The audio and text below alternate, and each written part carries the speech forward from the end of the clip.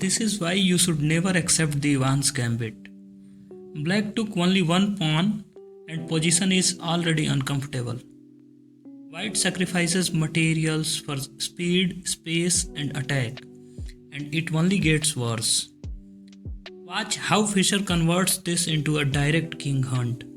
Hi friends, today's game is one of the fantastic games of Bobby Fischer. Game starts with e4, e5, knight to f3, knight to c6. Here white is building a classic Italian attacking setup. After that, white plays pawn to b4 and attacking black's bishop, the Ivan's gambit. And black takes the pawn, hence gambit accepted. Now Fischer attacks the bishop again with his pawn and bishop retreats on a5 square. It means the wasting of time for black. Now we can see that the Fischer's king side pieces are fully developed. Hence he wanted to open the central files so that he can hunt the king. Hence he immediately attacks the center with d4. Black takes it with his pawn, and remember the c3 pawn of white is pinned to king with black bishop.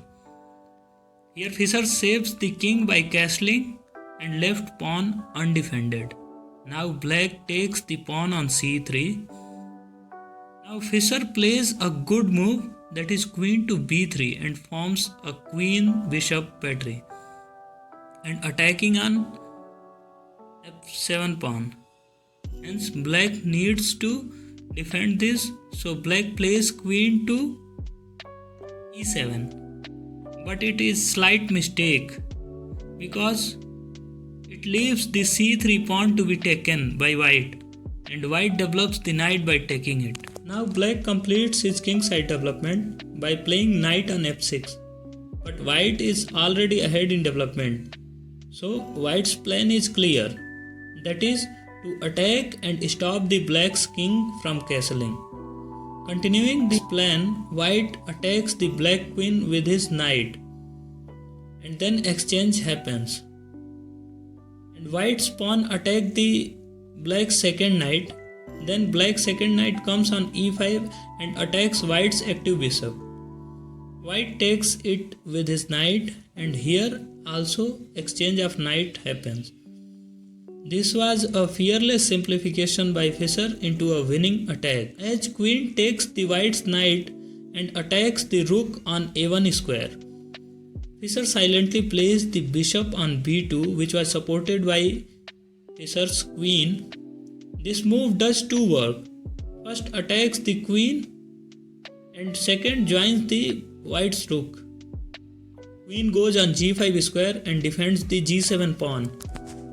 You can see the white's pieces, which are mostly all the pieces are in attack mode, whereas the most of the black pieces are in their home.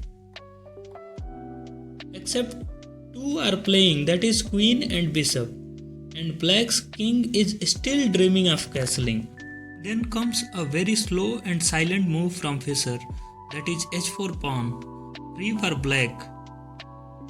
It shows the brutal intention of Fischer. Fischer smells the blood of black's king. If black takes the pawn, then it loses the defense of g7 pawn. Black has to decide, and black decided to take white's free pawn and hoping to activate his rook on g file when white's bishop takes the g7 pawn. But then comes brilliancy from Fischer. And you cannot imagine, that is rook to e1, attacks the black's king and free for taking by black's bishop. But black simply slides the king behind the pawn instead of taking free rook.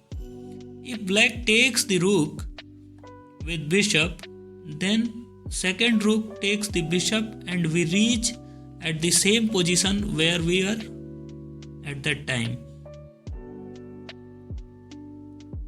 Now comes again the brutal move by Fischer in main game, that is queen to g3, attacks the black's queen and saves the bishop, and exciting to black's queen to leave the defense of f6 square.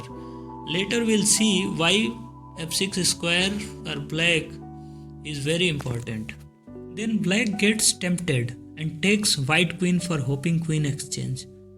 But I already told that Fischer smells blood of black's king and then plays the move that is. Can you find? Pause the video and try to find. That move gives win to white immediately. Coming on the move, that is bishop to f6, check and mate, because black's king has no escaping squares. This is why Bobby Fischer didn't just play openings, he dominated positions. If you want more games where one move changes everything, hit subscribe and stay on the attack. Learning by this game is open the lines, activate pieces, and once the king is stuck in the center, do not let go.